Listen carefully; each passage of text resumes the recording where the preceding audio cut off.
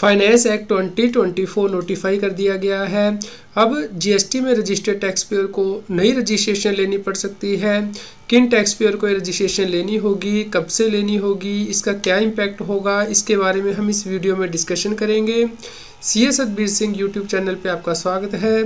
Regular update के लिए हमारे चैनल को सब्सक्राइब कर लें और आप हमें व्हाट्सएप चैनल और Telegram channel CA Satbir Singh tax heal पे भी सब्सक्राइब कर लें। लिंक वीडियो के डिस्क्रिप्शन में भी दिया गया है, कमेंट में पिन किया गया है, जिससे कि आपको रेगुलर अपडेट आपके मोबाइल पे ही मिलते रहेंगे। सबसे पहले डिस्कस कर लेते हैं कि फाइनेंस एक्ट 2024 से पहले क्या पोजीशन थी और अमेंडमेंट क्या की गई है, उसे हम बाद में डिस्कस करेंगे। तो मान लीजिए कोई हेड ऑफिस ऐसी सर्विस लेता है जो कि हेड ऑफिस के द्वारा भी यूज़ की जाती है और ब्रांच के द्वारा भी। जैसे कि अकाउंटिंग सॉफ्टवेयर परचेज किया गया है तो वो हेड ऑफिस के द्वारा भी यूज़ किया जाता था और ब्रांच के द्वारा भी। तो इस केस में वेंडर जो इनवॉइस रेज करता था उसमें जीएसटी चार्ज करता था। तो अब इसका input tax credit pass on करने के लिए हेड ऑफिस के पास दो ऑप्शन थी। या तो वो टैक्स इनवॉइस रेज करे ब्रांच को, और जो ब्रांच से रिलेटेड सर्विस है उसका इनपुट टैक्स क्रेडिट उसे पास ऑन कर दे और जीएसटी ब्रांच से कलेक्ट करके गवर्नमेंट को जमा कर दे और ब्रांच इसका इनपुट टैक्स क्रेडिट क्लेम कर सकती थी। या फिर दूसरी ऑप्शन थी कि हेड ऑफिस को as a input service distributor registration लेनी होगी जीएसटी एक्ट में, और उसके बाद ही जो ब्रांच से रिलेटेड इनपुट टैक्स क्रेडिट है वो पास ऑन किया जा सकता था।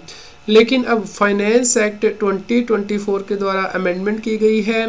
यदि अब कोई व्यक्ति जीएसटी में रजिस्टर्ड है और वो ऐसी टैक्स इनवॉइस लेता है जहाँ पे कि सर्विस आपकी ब्रांच ने ली है या फिर हेड ऑफिस ने ली है, तो उस केस में आपके लिए इनपुट सर्विस डिस्ट्रीब्यूटर के तौर पर रजिस्ट्रेशन लेनी ज़रूरी होगी और उसके बाद ही जो कॉमन इनपुट टैक्स क्रेडिट है वो पास ऑन किया जा सकता है।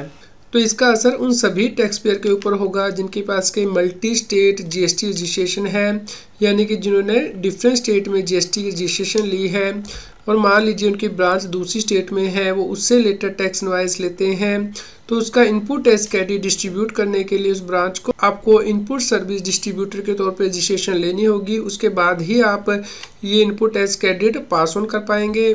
यहाँ पे आपको ध्यान रखना है कि ये प्रोविज़न अप्लाई होगी यदि आप थर्ड पार्टी से इनवॉइस लेते हैं जहाँ पे कि सर्विस आपने हेड ऑफिस से रिलेटेड ली है या फिर ब्रांच ऑफिस से रिलेटेड ली है, तो उस केस में आपको इनपुट सर्विस डिस्ट्रीब्यूटर के तौर पे रजिस्ट्रेशन लेनी होगी। उसके बाद ही आप input tax credit pass on कर पाएंगे। लेकिन यदि आपकी इंटरनली जनरेटेड इनवॉइसेस हैं, जैसे कि हेड ऑफिस ब्रांच के लिए कुछ काम करता है या ब्रांच ऑफिस हेड ऑफिस के लिए कुछ काम करते हैं, तो उस केस में क्रॉस चार्ज की प्रोविज़न ही एप्लीकेबल होंगी, यानी कि वो एक दूसरे के ऊपर टैक्स इनवॉइस रेज कर सकते हैं। इसी प्रकार यदि आपने कोई गुड्स खरीदी है, भले ही थर्ड पार्टी से खरीदी हो, तो उसके लिए ये इनपुट सर्विस डिस्ट्रीब्यूटर के तौर पे रजिस्ट्रेशन लेनी मैंडेटरी नहीं है। ये अप्लाई होगी यदि आप इनपुट सर्विस ही लेते हैं थर्ड पार्टी से, लेकिन इंटरनली जनरेटेड इनवॉइसेस और गुड्स के लिए ये प्रोविज़न एप्लीकेबल नहीं होगी। एक और महत्वपूर्ण बदलाव किया गया है कि यदि आप ऐसी सर्विस लेते हैं जो कि रिवर्स चार्ज मैकेनिज्म के अंतर्गत आती है, तो उसके लिए भी आपको इनपुट सर्विस डिस्ट्रीब्यूटर के तौर पे ही रजिस्ट्रेशन लेके उसका input tax credit pass on करना होगा। मान लीजिए आप एडवोकेट की सर्विस लेते हैं, हेड ऑफिस के द्वारा ली गई है जो कि ब्रांच में यूज़ होती है, तो ये रिवर्स चार्ज मैकेनिज्म के अंतर्गत आती है। हेड ऑफिस इसका आरसीएम के अंतर्गत जीएसटी पे करेगा और उसके बाद इनपुट सर्विस डिस्ट्रीब्यूटर के तौर पे रजिस्ट्रेशन लेके इसका जो आईटीसी है वो ब्रांच को ट्रांसफ़र करेगा। अब आपका बिलिंग सिस्टम भी पूरी तरह से चेंज हो जाएगा। मान लीजिए आप सिक्योरिटी सर्विस लेते हैं और 8 स्टेट में ये सिक्योरिटी सर्विस प्रोवाइड की जाती है आपकी ब्रांचेस को, लेकिन बिल हेड ऑफिस के नाम से आता है। तो अब जो बिल आएगा वो हेड ऑफिस के नाम से यदि आएगा तो उसमें हेड ऑफिस का जो इनपुट सर्विस डिस्ट्रीब्यूटर के तौर पर रजिस्ट्रेशन लिया है वो मेंशन करना होगा, और फिर हेड ऑफिस को इस इनपुट सर्विस डिस्ट्रीब्यूटर को डिफरेंट ब्रांचेस को डिस्ट्रीब्यूट करना होगा जो उसने सर्विस ली है उसके अकॉर्डिंग। इसके लिए रूल फ्रेम किए जाएंगे। इसी प्रकार यदि आपने एडवोकेट से कोई सर्विस ली है किसी ब्रांच इशू से रिलेटेड, तो उस केस में इनपुट सर्विस डिस्ट्रीब्यूटर के तौर पे रजिस्ट्रेशन लेके उसका इनपुट टैक्स क्रेडिट आपको ट्रांसफ़र करना होगा। तो यहाँ पे एडवाइजेबल यही है कि यदि कोई ऐसी सर्विस ली गई है तो वो डायरेक्टली एडवोकेट कंसर्न्ड ब्रांच को ही बिलिंग करे और ब्रांच उसका इनपुट टैक्स क्रेडिट ले ले। ये जो चेंज गवर्नमेंट के द्वारा किया गया है ये किस डेट से एप्लीकेबल होगा, इसके लिए गवर्नमेंट नोटिफिकेशन जारी करेगी। उसमें डेट मेंशन करेगी कि किस दिन से प्रोविज़न इनपुट सर्विस डिस्ट्रीब्यूटर से रिलेटेड इफेक्टिव हो जाएगी।